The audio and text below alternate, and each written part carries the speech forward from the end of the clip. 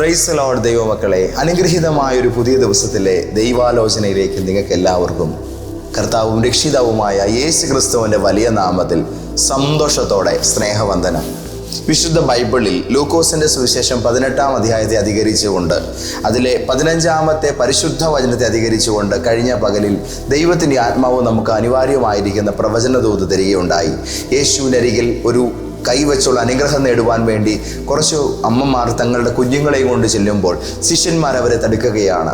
പക്ഷേ യേശു ആ കാര്യത്തിൽ വളരെ നയപരമായിട്ട് ഇടപെട്ടിട്ട് ശിഷ്യന്മാരോട് പറഞ്ഞു, ശിശുക്കളെ എൻ്റെ അടുക്കൽ വരാൻ വിടണം, അവരെ തടുക്കരുത്, കാരണം സ്വർഗരാജ്യം ഇങ്ങനെയുള്ളവരുടേതാകുന്നു. ശേഷം യേശു അവരുടെ തലമേൽ കരം വെച്ച് അവരെ അനുഗ്രഹിച്ചു പറഞ്ഞയക്കുന്നതായി നമ്മൾ കാണുന്നുണ്ട്. ദൈവത്തിൻ്റെ കൈ നമ്മളെ തൊടുവാനുള്ള വ്യഗ്രതയിലാണ് എന്നുള്ള യാഥാർത്ഥ്യം കഴിഞ്ഞ മണിക്കൂറുകളിൽ നാം കേട്ടതാണ്. ഇന്ന് പകലിൽ പരിശുദ്ധാത്മാവ് നമ്മളോട് പറയാൻ പോകുന്നത് അതിലും അതുല്യമായിരിക്കുന്ന പുതിയൊരു വചന വെളിപ്പാടിൻ്റെ ദർശനമാണ്.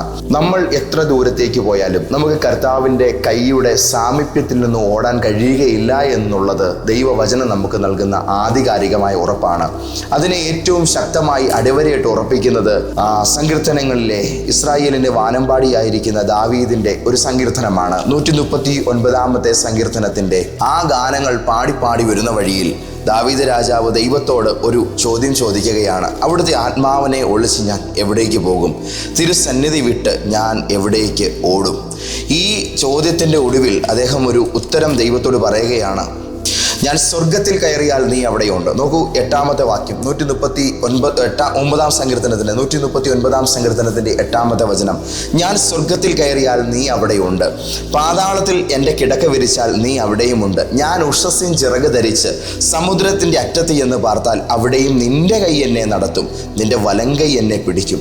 നോക്കൂ, ഉഷസ്സിൻ്റെ ചിറക് ധരിച്ച് സമുദ്രത്തിൻ്റെ അറ്റത്ത് എന്ന് പാർത്താൽ, പാതാളത്തിൽ പോയി കിടക്ക വിരിച്ചാൽ, സ്വർഗത്തിൽ കയറിയാൽ ദൈവത്തിൻ്റെ കൈയുടെ സാമീപ്യത്തിന് അതീതമായൊരു യാത്ര ചെയ്യാൻ നമ്മളെ കൊണ്ട് കഴിയുകയില്ല എന്നുള്ള യാഥാർത്ഥ്യം ഈ തിരുവചനത്ത് നമുക്ക് അടിവരയിട്ട് ഉറപ്പിച്ചു തരികയാണ്. അതുകൊണ്ട് നിങ്ങൾ ആത്മീയതയുടെ ഏറ്റവും ഉന്നത ശ്രേണിയായിരിക്കുന്ന സ്വർഗത്തോളം ഉയർന്നാലും, ഒരു മനുഷ്യ ജീവിതത്തിൻ്റെ ഏറ്റവും വലിയ തകർച്ചയായിരിക്കുന്ന പാതാളത്തോളം താഴ്ന്നിറങ്ങിപ്പോയാലും, ഒന്നുകൂടെ ഞാനത് പറയട്ടെ, ആത്മീയ ബന്ധങ്ങളുടെ ഏറ്റവും ഉന്നത നിലയായ സ്വർഗത്തോളം ഉയർന്നു ചെന്നാലും, ഒരു മനുഷ്യ ജീവിതത്തിൻ്റെ ഏറ്റവും വലിയ പതനസ്ഥാനമായിരിക്കുന്ന പാതാളത്തോളം താണുപോയാലും ദൈവത്തിൻ്റെ കൈ സുരക്ഷിതമായും നിങ്ങളെ പിടിക്കത്തക്ക വിധം വെളിപ്പെടുമെന്നുള്ളത് യാഥാർത്ഥ്യമായി തിരുവെഴുത്ത് നമ്മളെ പഠിപ്പിക്കുന്നു. അതുകൊണ്ട് നിങ്ങളുടെ ഇന്നത്തെ ആത്മീക നിലവാരം നല്ലതാണെങ്കിലും വേണ്ട വിധം പ്രയോജനരഹിതമല്ലാതെ കെട്ടുപോയൊരവസ്ഥയിലാണ് എങ്കിലും നിങ്ങളോട് ഞാൻ പറയുന്നു, യേശുവിൻ്റെ കരം നിങ്ങളെ പിടിക്കുക തന്നെ ചെയ്യും. ഒരു കൈ അകലത്തിൽ കർത്താവിൻ്റെ സാമീപ്യമുണ്ട്. ഒരു രാത്രിയുടെ 4-ാം യാമത്തിൽ മരണത്തെ മുഖാമുഖമായി കണ്ട് അലറി വിളിക്കുന്ന ശിഷ്യന്മാരെ വേദപുസ്തകത്തിലെ സുവിശേഷ ഭാഗങ്ങൾ പരിചയപ്പെടുത്തുന്നുണ്ട്. കാരണം അവർ യാത്ര ചെയ്യുന്ന പടകിന് നേരെ ആ രാത്രിയിൽ കഠിനമായിരിക്കുന്ന ഒരു കൊടുങ്കാറ്റ് ആഞ്ഞടിച്ചു. തിരമാലകൾ കോപത്തോടുകൂടെ അവരുടെ കുഞ്ഞു പടകിന് നേരെ എഴുന്നേറ്റു. ജീവൻ നഷ്ടപ്പെടുമെന്നുള്ളതായ ഒരു വല്ലാത്ത സാഹചര്യത്തിൽ അവരായിപ്പോയി. ഇനിയും ജീവൻ കിട്ടില്ല, മരണമാണ് കൺമുമ്പിൽ. പ്രതിസന്ധികൾ വല്ലാതെ ഇങ്ങനെ എഴുന്നേറ്റ് വരുമ്പോൾ നമ്മളും പറയാറില്ലേ, ഇനിയും മുന്നോട്ട് ജീവിക്കാൻ പറ്റുമെന്നോ പിടിച്ചു നിൽക്കാൻ പറ്റുമെന്നോ ഒന്നും തോന്നുന്നില്ല.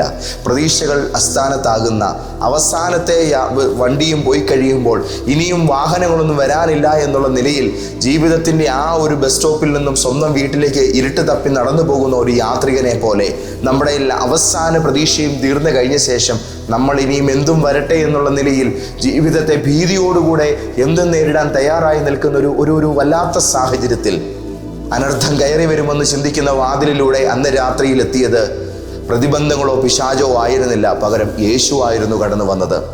നിങ്ങൾക്ക് എല്ലാ വഴികളും അടഞ്ഞുവെന്ന് തോന്നുന്ന ആ മിനിറ്റിൽ, നിങ്ങളുടെ എല്ലാ സാധ്യതകളും തീർന്നുവെന്ന് നിങ്ങൾ പറയുന്ന ആ മൊമെന്റിൽ നിങ്ങൾക്ക് വേണ്ടി വെളിപ്പെടുന്ന യാഥാർത്ഥമായ ജീവിത നവോത്ഥാനത്തിൻ്റെ ഉത്തരമാണ് എൻ്റെ കർത്താവായ യേശു.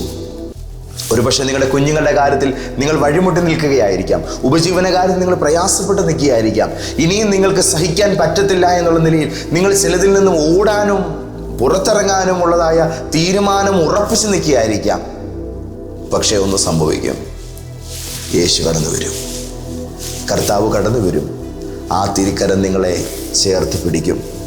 ആ രാത്രിയുടെ 4-ാം യാമത്തിൽ തങ്ങളുടെ തലയ്ക്ക് മീതെ ഉയരുന്ന തിരകളെ കാൽക്കീഴാക്കിക്കൊണ്ട് യേശു അവർ അരികിലേക്ക് നടന്നു വന്നു.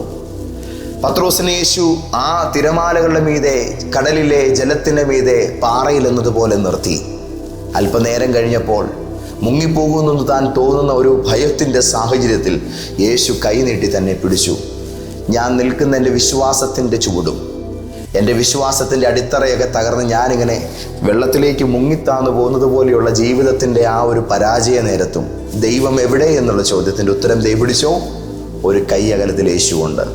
ഇന്ന് ഞാൻ എൻ്റെ ആത്മീയ ജീവിതത്തിൻ്റെ ഏറ്റവും ജ്വലനാവസ്ഥയിലാണെങ്കിലും, ഞാൻ എൻ്റെ കെട്ടുപോയ അവസ്ഥയിലാണെങ്കിലും കർത്താവിന് മാറ്റമൊന്നുമില്ല. എൻ്റെ യേശു തൊട്ടരികിൽ തന്നെയുണ്ട്. ദൈവം നിങ്ങളുടെ ഒരു കൈ അകലത്തിൽ നിങ്ങളെ തൊടുവാൻ, നിങ്ങളുടെ പ്രശ്നങ്ങളെ പരിഹരിക്കുവാൻ സന്നദ്ധനായി ഇന്ന് രാവിലെ വന്നു നിൽക്കുന്നു.